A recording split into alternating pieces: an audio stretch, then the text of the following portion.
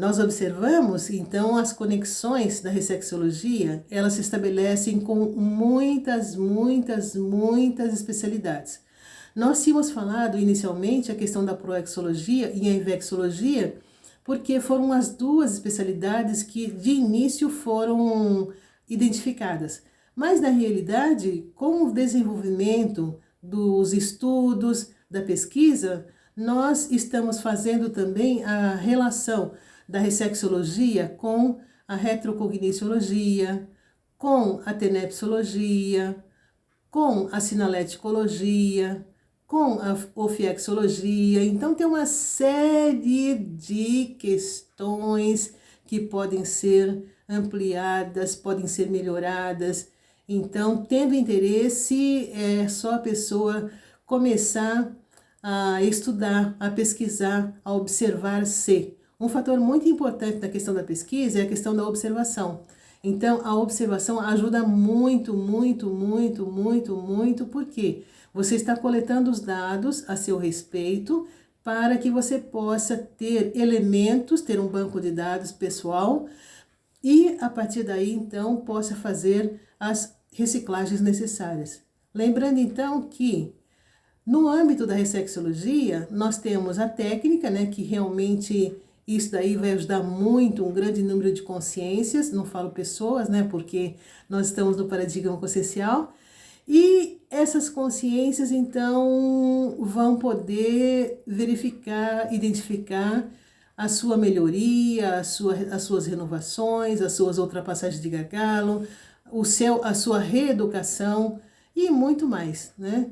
Então, no caso da ressexologia, nós dizemos também que a ressexologia é uma especialidade que faz, vamos dizer, interface com várias outras, né? Por quê? Porque as pessoas que fazem recim e ressex, entendendo aí a recim enquanto reciclagem intraconsciencial, ou seja, aquela reciclagem interna, onde a pessoa muda o caráter, onde a pessoa muda aquele hábito nocivo. Quando eu falo muda, é assim, realmente ela não retorna mais aquilo que ela estava realizando, desempenhando, praticando. Então, é como se fosse realmente, eu não gosto dessa palavra, mas não vem outra cabeça agora, extinção de hábitos nocivos, extinção de padrões ultrapassados, que são nocivos, não só a pessoa, como também as outras. E aí, nós falamos também a questão da ressex, a ressex já caracterizada pelaquela reciclagem externa, reciclagem extraconsciencial, como ela está sendo chamada mais recentemente, é aquela reciclagem que acontece fora do micro-universo consciencial. Aí entra uma mudança de roupa, entra para melhorar a força presencial, entra a mudança de residência, por exemplo, se a pessoa quer investir no processo evolutivo, entra uma série de outros fatores que também são importantes.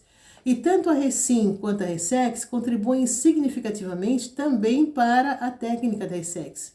Por quê? Porque uma das metas do reciclante é o domínio do estado vibracional. Então, para ele dominar o estado vibracional, certamente ele vai ter que fazer uma série de mudanças externas. Então, ele precisa se organizar, ele precisa ter um livro, um meio, um método de fazer as suas anotações.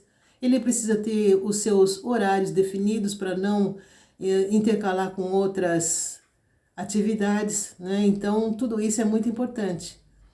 A técnica da ressex, a reciclagem, a ressexologia, certamente ela exige bastante organização das pessoas, porque aquele reciclante realmente que investe, que é esforçado, certamente ele vai ter trabalho para o período diurno, o período vespertino e o período noturno.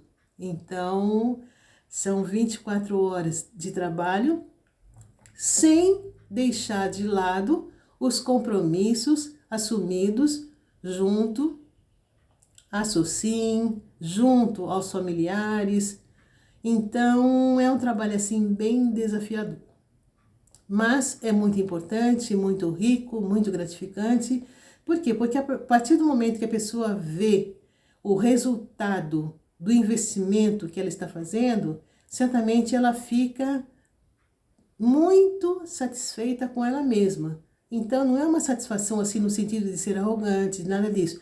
Mas é aquela satisfação proveniente da autossuperação, da ultrapassagem de gargalo, a questão da reeducação. Então, tudo isso ajuda muito a ela, não só a ela, como as consciências extrafísicas, como aquelas pessoas que convivem com ela. Então, ela pode até se tornar um exemplo no caso de transformações da vida para melhor, tá ok? Então, obrigada a todos e bom evento!